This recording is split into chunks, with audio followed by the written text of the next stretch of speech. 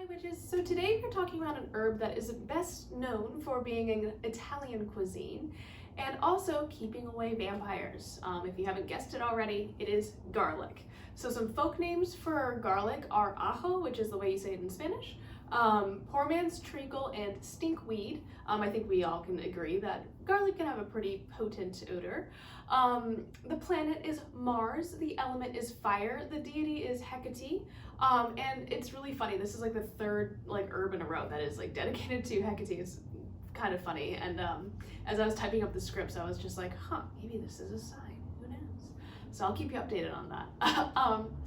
The powers that this herb has are protection, healing, exorcism, lust, and anti-theft.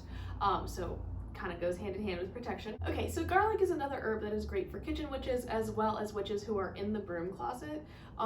It's unassuming, no one's really going to question why you have garlic because it's a really common culinary herb. Yeah, anything you cook with garlic in it can really, have a lot of healing and protective qualities to it. So definitely recommend in the kitchen as a kitchen witch. It can be hung above the door or near the door to repel envious people and thieves. So it keeps people from breaking into your home.